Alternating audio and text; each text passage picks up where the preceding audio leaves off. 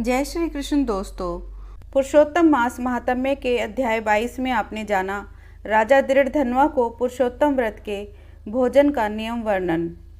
आशा करती हूँ कि आपने इससे पहले के सभी अध्याय ध्यानपूर्वक श्रवण किए होंगे। आप हमारे चैनल को सब्सक्राइब अवश्य करें और बेल का आइकन प्रेस करें। इससे आपको आने वाली वीडियो का नोटिफिकेशन मिलता रहेगा और आप क्रमबद्ध तरीके से कथा का रसपान करते रहेंगे। पुरुषोत्तम मास महात्म्य कथा अध्याय 23। राजा दृढ़धनवा बोले, हे मुनियों में श्रेष्ठ, हे दीनों पर दया करने वाले, श्री पुरुषोत्तम मास में दीपदान का फल क्या है, सो कृपा करके मुझसे कहिए। श्री नारायण बोले, इस प्रकार राजा दृढ़धनवा के पूछने पर अत्यंत प्रसन्न मुनियों में श्रेष्ठ वाल्मीकि मुनि ने हंसते हुए विनीत अत्यंत नम्र राजा दृढ़धनवा से कहा, हे राजाओं में सिंह सदृश पराक्रम वाले, पापों का नाश करने वाली कथा को सुनिए, जिसके सुनने से 5 प्रकार के महान पाप नाश को प्राप्त होते हैं। सौभाग्य नगर में चित्रबाहु नाम से प्रसिद्ध बड़ा बुद्धिमान अत्यंत बलवान राजा था। वह क्षमाशील, समस्त धर्मों को जानने वाला, शील रूप और दया से युक्त, ब्राह्मणों का भक्त, भगवान का भक्त, कथा के श्रवण में तत्पर, हमेशा अपनी स्त्री में प्रेम करने वाला, पशु पुत्र से युक्त, चतुरांगनी सेना से युक्त, ऐश्वर्य में कुबेर के समान था। उसकी चंद्रकला नाम की स्त्री 64 कला को जानने वाली थी। पतिव्रता, महान, भाग्यवती, भगवान की भक्ति को करने वाली थी। उसके साथ युवा चित्रबाहु राजा पृथ्वी का भोग करने लगा। बिना श्री कृष्ण के दूसरे देवता को वह जानता नहीं था। एक दिन पृथ्वीपति राजा चित्रबाहु ने दूर से ही आए हुए मुनियों में श्रेष्ठ अगस्त्य मुनि को देखा और देखकर पृथ्वी में दंडवत प्रणाम कर उनकी विधि पूर्वक पूजा की और भक्ति से आसन देकर मुनिश्रेष्ठ के सम्मुख बैठ गया। विनय से नम्र होकर मुनिश्रेष्ठ से कहा। राजा बोला, आज मेरा जन्म सफल हुआ, आज मेरा दिन सफल हुआ, आज मेरा राज्य सफल हुआ, आज मेरा घर सफल हुआ, जो आप श्री कृष्णचंद्र के सेवक आज मेरे घर आए हैं। आपके द्वारा देखा गया मैं ताप पुंजुस से मुक्त हो गया। आपको हाथी, घोड़े, रथ से युक्त समस्त राज्य समर्पण है। हे मुनिश्रेष्ठ, आप वैष्णव हो, आपके लिए कोई भी अदेय वस्तु नहीं है। वैष्णव को थोड़ा भी दिया हुआ मेरु पर्वत के समान होता है। जो कौड़ी के बराबर शाक या उत्तम अन्न जिस दिन वैष्णव ब्राह्मण को नहीं देता, वह दिन उसका विफल है, ऐसा वेद के जानने वालों ने कहा है। जो कोई द्विजाति विष्णु भक्त हों, वे सब पूज्य हैं। उनका वाणी, मन, कर्म से सत्कार करना चाहिए, ऐसा मुझसे गर्ग, गौतम, सुमंतु ऋषि ने कहा है। जब तक सूर्योदय नहीं होता है, तभी तक तारागण की प्रभा रहती है। जब तक वैष्णव ब्राह्मण नहीं आता है, तभी तक दूसरे ब्राह्मण कहे गए हैं। अगस्त्य मुनि बोले, हे चित्रबाहु, हे महाभाग, हे नृप, इस समय तुम धन्य हो। ये सब प्रजा धन्य है जो तुम वैष्णवों की रक्षा करते हो। जो राज्य वैष्णव का नहीं हो, उसके राज्य में वास नहीं करना। शून्य वन में वास करना अच्छा है, परंतु अवैष्णव के राज्य में रहना अच्छा नहीं है। जिस प्रकार नेत्रहीन शरीर, पतिहीन स्त्री, बिना पढ़ा हुआ ब्राह्मण निंद्य है, वैसे ही वैष्णव रहित देश निंद्य है। जैसे दांत के बिना हाथी, पंख के बिना पक्षी, वैसे ही वैष्णव रहित देश है। जैसे कुशा रहित संध्या, तिलहीन तर्पण, व्रति के लिए देवता की सेवा है, वैसे ही वैष्णव रहित देश कहा गया है। जैसे केशों को धारण करने वाली विधवा स्त्री, स्नान रहित व्रत, ब्राह्मणी में गमन करने वाला शूद्र है, वैसे ही बिना वैष्णव का राष्ट्र निंद्य है। जो श्री कृष्ण चंद्र के चरणों का आश्रय करने वाला है, सत्पुरुषों में राजा कहा गया है। उसका राष्ट्र हमेशा वृद्धि को प्राप्त होता है और उसकी प्रजा सुखी होती है। हे राजन, जो मैंने तुमको देखा, इसलिए मेरी दृष्टि सफल हुई। भगवत भक्त आपके साथ बात करने से आज मेरी वाणी सफल हुई। हे राजन, मेरी आज्ञा से यह राज्य तुमको करना चाहिए। मैंने इस राज्य में तुमको प्रतिष्ठित किया, तुम्हारा कल्याण हो। अब मैं जाऊंगा। श्री नारायण बोले, इस प्रकार कहकर जाने की इच्छा करने वाले श्रेष्ठ मुनि अगस्त्य को चित्रबाहु राजा की पतिव्रता स्त्री ने परम भक्ति के साथ प्रणाम किया। अगस्त्य मुनि बोले, हे शुभे, तू सदा सौभाग्यवती हो और भक्ति से पति की सेवा कर। श्री गोपी जन के वल्लभ श्री कृष्ण चंद्र में तेरी सदा दृढ़ भक्ति हो। इस प्रकार आशीर्वाद देते हुए अगस्त्य ऋषि से विनय पूर्वक सिर नवाकर और अंजलि बांधकर चित्रबाहु राजा ने फिर कहा। चित्रबाहु बोला, हे विपेंद्र, यह विपुल लक्ष्मी कैसे हुई? निष्कंटक राज्य कैसे हुआ? यह मेरी स्त्री इतनी पतिव्रता कैसे हुई? और मैंने कौन सा पुण्य किया था? हे विपेंद्र, यह सब मेरे से आप कहिए, मैं आपकी शरण में आया हूँ। हे मुनीश्वर, आप हाथ में स्थित दर्पण के समान सब जानते हो।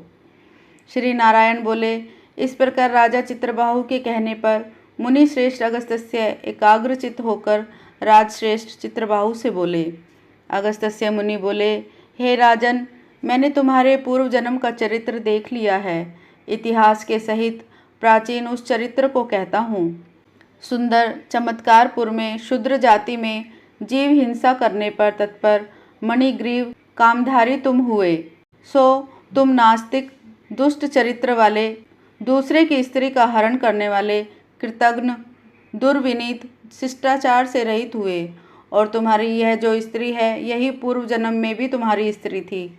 यह कर्म, मन और वचन से पति सेवा में परायण थी।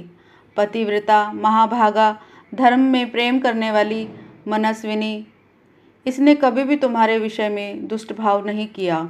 पाप कर्म को करने वाले तुम्हारा जाति और बांधवों ने त्याग कर दिया और क्रुद्ध होकर राजा ने सब उत्तम धन ले लिया। फिर उस समय बचा हुआ जो कुछ अवशेष धन था, उसको जाति वालों ने भी ले लिया। तब उस समय धन के चले जाने से तुमको धन की भारी इच्छा हुई, परंतु धन के नाश होने पर भी मन मलिन होकर इस पतिव्रता ने तुम्हारा त्याग नहीं किया। इस प्रकार सब लोगों से तिरस्कृत होने पर तुम निर्जन वन को गए। हे महापते, वन में जाकर अनेक पशुओं को मारकर अपनी आत्मा का रक्षण किया। इस प्रकार स्त्री के सहित जीवन निर्वाह करते हुए धनुष को उठाकर मणिग्रीव मृग के मांस को खाने की इच्छा से बहुत से सर्प और मृग से भरे हुए वन को गया। उस मनुष्य रहित वन के मध्य मार्ग में उग्रदेव नाम के महामुनि दिशा ज्ञान के नष्ट हो जाने से व्याकुल हो गए। हे राजन, मध्याह्न के समय तृषा से अत्यंत पीड़ित हो वहाँ पर ही गिरकर मरणासन हो गए। उस समय रास्ते को भूले हुए उस दुखित ब्राह्मण को देखकर तुमको दया आ गई। उस ब्राह्मण को उठाकर उसको साथ लेकर तुम अपने आश्रम को गए। उस दुखित ब्राह्मण की तुम दोनों स्त्री पुरुष ने सेवा की। एक मुहूर्त के बाद उस समय महायोगी उग्रदेव चैतन्यता को प्राप्त हो आश्चर्य करने लगे कि मैं वहाँ था, यहाँ कैसे आ गया? उस वन के बीच से कौन लाया? श्री नारायण बोले, मणिग्रीव ने उस ब्राह्मण से कहा कि यह सुंदर तालाब है, इसमें कमलों के पुष्प से सुगंधित शीतल जल है। हे ब्राह्मण, उस शीतल जल में स्नान करके मध्याह्न की क्रिया करके फलाहार करें, शीतल जल का पान करें। इस समय मैंने रक्षा की है, आप सुख से विश्राम करें। हे मुनिश्रेष्ठ, आप उठिए और आप कृपा करने के योग्य हैं। अगस्त्य जी बोले, उस समय उग्रदेव ब्राह्मण श्रम रहित सावधान हो मणिग्रीव का वचन सुनकर तृषा से व्याकुल हो उठे। हे चित्रबाहो, मणिग्रीव की भुजा पकड़कर वट वृक्ष से शोभित तालाब के तट पर जाकर बैठ गए। वट की छाया में बैठकर क्षण मात्र विश्राम कर स्नान और नित्य कर्म कर वासुदेव भगवान का पूजन किया।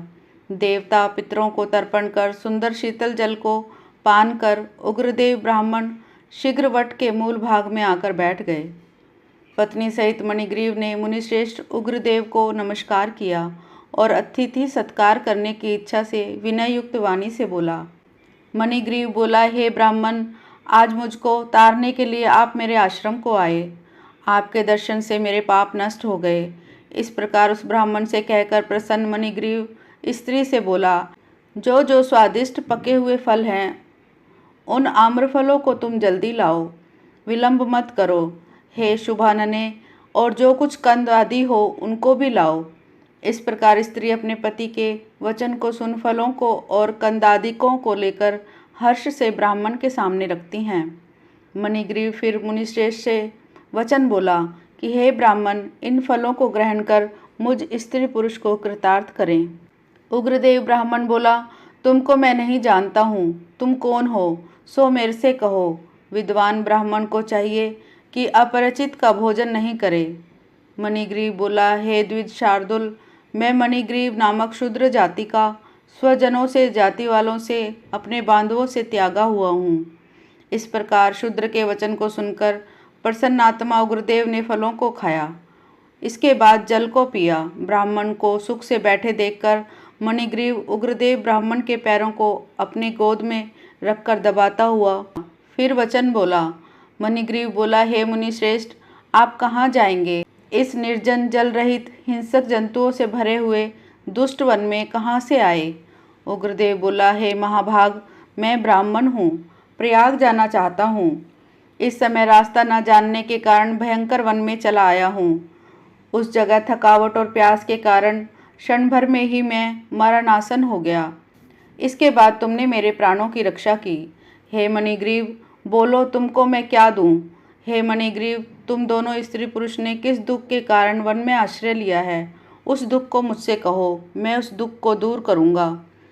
अगस्त्य मुनि बोले, इस प्रकार उग्रदेव ब्राह्मण के वचन को सुनकर अपनी स्त्री के सामने उस मुनीश्वर उग्रदेव की प्रार्थना कर दरिद्रता रूपी समुद्र को पार करने की इच्छा वाले मणिग्रीव ने अपने कर्म के भयंकर फल रूप वृतांत को कहा। इस प्रकार पुरुषोत्तम मास महात्म्य में 23वां अध्याय समाप्त हुआ। ओम श्री कृष्णाय नमः।